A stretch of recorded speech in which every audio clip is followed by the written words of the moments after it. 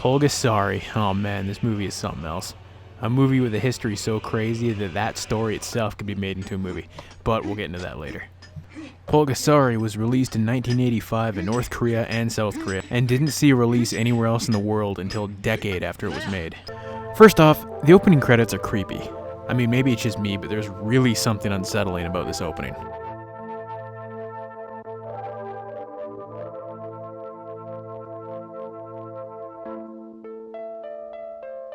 Ugh. The premise follows a small village being harassed by an evil empire that forces them to use all of their farming tools to create weapons for the army. When they refuse, they are imprisoned and tortured by getting their asses slapped by a stick? I don't know. Now get this, and I'm not fucking kidding. The village elder uses rice to make a small figure, then dies. Later, his daughter pricks her finger and her blood falls on the toy, and suddenly it comes to life, turning into this horrifying thing.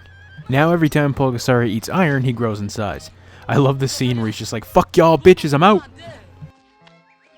As Pulgasari grows, the villagers decide to use him against the Empire.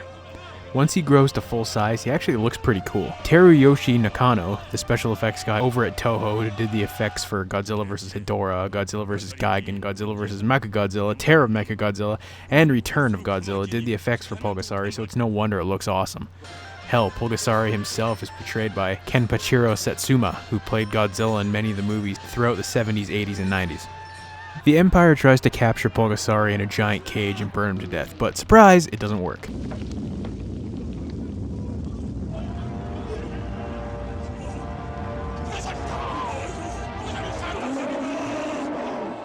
That shot is fucking awesome. He looks like the devil. They try to catch him again by dropping him into a giant hole and dropping rocks on him, but that doesn't work either.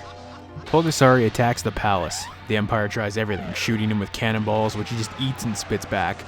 They even shoot him in the eye, but he just breaks the arrow out of his bleeding eyeball and keeps coming. Damn! I love the way the Emperor gets it.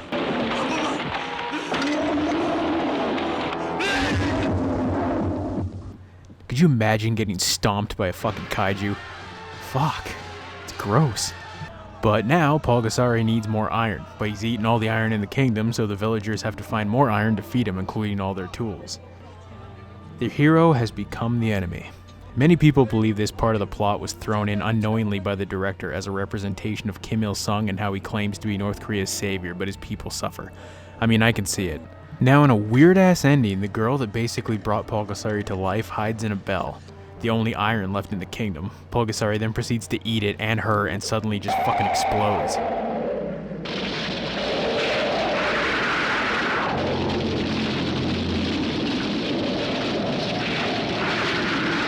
Now with the review out of the way, I think it's time to talk about the crazy backstory to Pulgasari. It was directed by Shin Sang-ok, a South Korean director. He was married to South Korean actress Choi Hun-hee, and in 1978 she was abducted by North Korea and brought to meet Kim Jong-il, who was a huge movie buff.